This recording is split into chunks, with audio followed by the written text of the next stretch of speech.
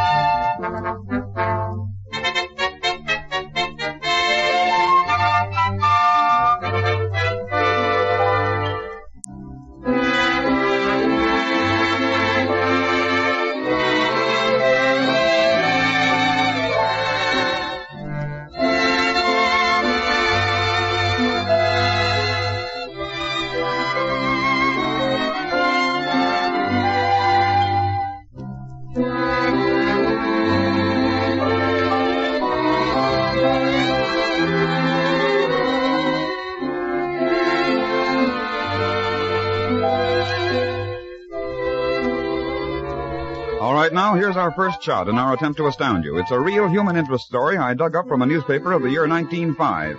It's a yarn about a prank played by two unthinking lads on an unsuspecting dog. A prank which started off in the spirit of dubious fun and ended in near tragedy. On the crisp, wintry day of January 4th, 1905, George Gowdy, age 15, and a friend of about the same age, Con Winship, went out upon a rabbit hunting expedition. As they were returning to the Winship home, they passed a natural gas well. Teddy, come here. That perp of yours is sure frisky today, Con. Yeah, I'm going to have to dress him down if he doesn't stay close. Come here, Teddy. Now stick with us. Heel, boy. That's it. Hey, looky. What? See that old tin can over there by the well? Yeah, what about it? Let's tie that can on your dog's tail. Yeah. Sure, yeah, that's a good idea.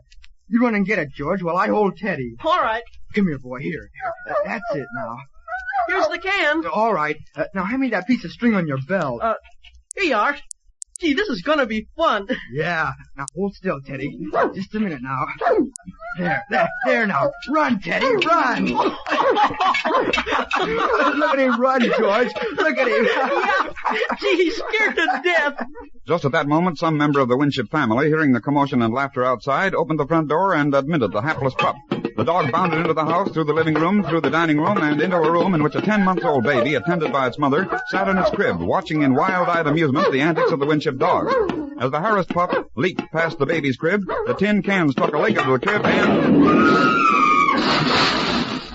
the explosion which followed blew the mother through an open door into the yard, blew the baby out of its crib and across the room, and amputated the nether appendage of the Winship canine. Fortunately, the mother and the infant suffered no more than a few painful bruises, and the dog suffered no more than the loss of his tail. But I think it's safe to assume that George Gowdy and Con Winship never repeated their prank. For, you see, the old tin can which the boys picked up near the natural gas well, the old tin can which they presumed to be empty, actually contained a substance used in the boring of gas wells, nitroglycerin. Can you imagine that? We're probably prone to think of automobile racing as a sport witnessed by thousands of persons in a grandstand, a sport which comprises a number of especially constructed automobiles running at well over 100 miles an hour around a beautifully built track. But the Indianapolis Speedway, the first of its kind in the world, completed in 1910, is a baby compared to the really first automobile race ever run. This was on June 22nd, 1894. Yes, sir, more than 40 years ago. It was run from Paris, France, to the neighboring city of Rouen, 78 miles away. The next year, on July 13th, another race was run between Paris and Bordeaux and return, a distance of 744 miles. And what do you think the average time was? Well, it was the breakneck speed of 15 miles an hour. But even that was really whipping it up compared to the first auto race ever run in the United States. That was also in 1895 on November 28th. It took place in Chicago, starting from the heart of the city and going into the suburbs and return. It was won by J.F. Duryea in a car of his own make, and his average speed was 7.5 miles per hour. Can you imagine that? I wonder what sort of a situation it would take to make you forget more than $10,000. You don't think you would? Well, I don't think I would either, as a matter of fact, but, well, it was on Saturday, June 3rd, 1911, that Mrs. Grace E. Donnell of Chicago stepped from a taxicab of the Hotel Astor, New York, and onto the gangplank of the steamship Coronia, joyously anticipating a transatlantic voyage and a tour of Europe. As she entered her stateroom... Oh, isn't this nice? I'll leave your luggage right over here, Mrs. Donnell. Yes. Now, let me see. I would like to have the purser put my jewel case in his safe. Jewel case? Yes, my jewel case. Well, I didn't see any jewel case, Mrs. Donnell. You didn't see? Oh, well, let's look right away. Yes, ma'am. Let me here. Put that case there. Oh, dear. Well, I don't think it's here, ma'am. No, it isn't. But I know I put it in that cab. That's where it is. I left it in that taxicab. Oh, call the purser, please. Call the purser right away. Yes, ma'am. Right this way, please. But the jewel case, containing $7,500 worth of diamonds and $3,000 in cash, was nowhere to be found. Mrs. Donnell and Purser McCubbin dashed to the pier. Oh, dear.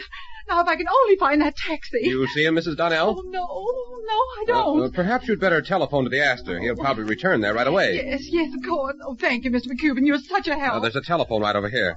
There you are. Just a moment. I'll get it for you. Hello?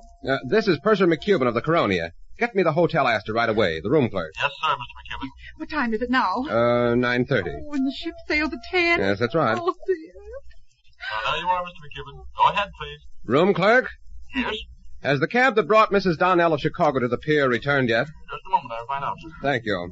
Goodness, how silly. I don't know what I'll do. Hello? Yes? No, he hasn't come back here yet. Well, hold him there when he comes in, please. Mrs. Donnell left her jewel case in his cab. Oh, yes, sir. We'll hold him here. Oh, Well, I'm sorry, Mrs. Donnell. He hasn't arrived yet. less than half an hour.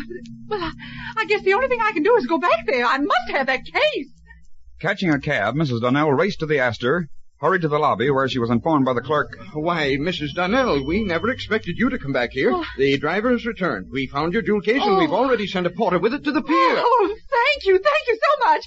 And driver, take me back to the pier and hurry. And hurry he did. As a matter of fact, Mrs. Donnell's driver made such miraculous speed through New York traffic that he beat the cab driving the Astor Hotel porter with the missing jewel case. With understandable impatience, Mrs. Donnell and Purser McCubbin waited and watched on the pier as the precious moments ticked off all too rapidly. Finally... What time is it now, Mr. McCubbin? Just 2.5 minutes before 10 o'clock. Oh, dear. Wait. Look, do you see that man? Well, yes. Oh, yes, he's wearing the Astor Hotel uniform. And he's carrying something under his arm. That's it! My jewel case!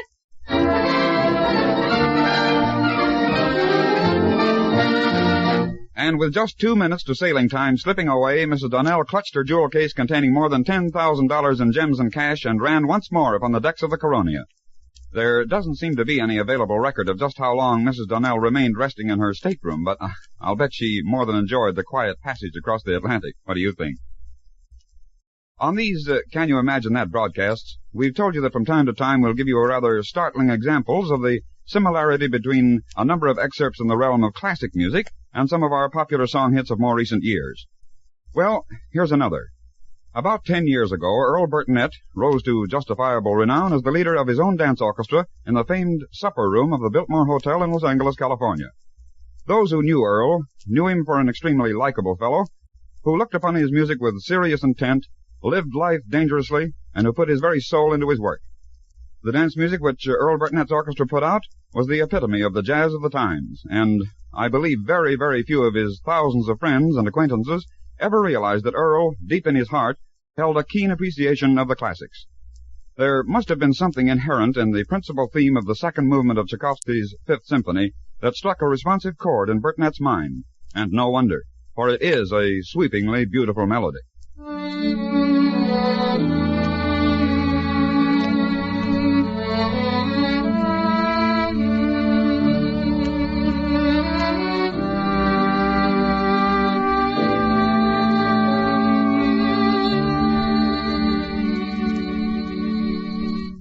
What an inspiration that is to any musician. Well, in 1927, Earl Burnett penned a modern ballad with lyrics which certainly seem to me to have been born of the melody itself. He called it, If I Should Lose You.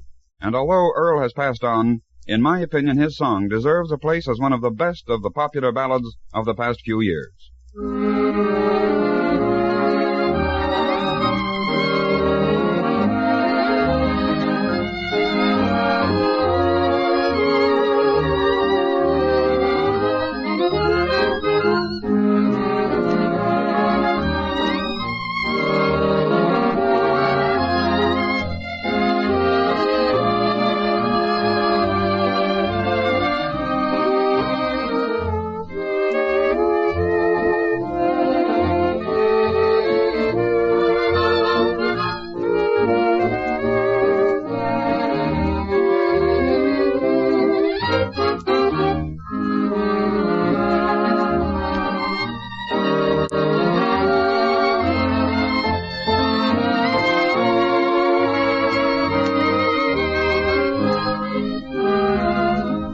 If I should lose you, if ever I lose you, where could I wander?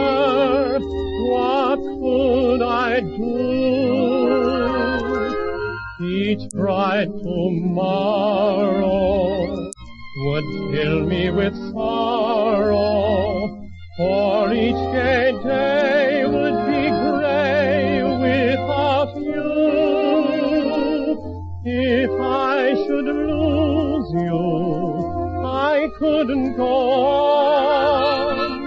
I wouldn't choose to, because you'd be gone.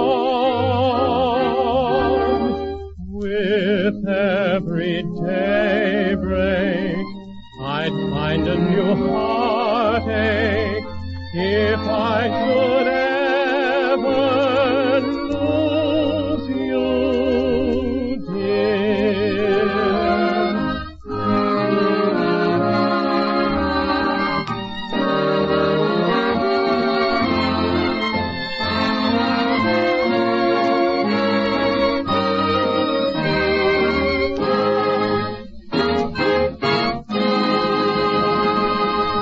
Well, that's our final Can You Imagine That item for this session, friends, but we'll be back with you on this same station soon, and we all hope you'll be listening for us. Until then, this is Lindsay McCarry saying goodbye now.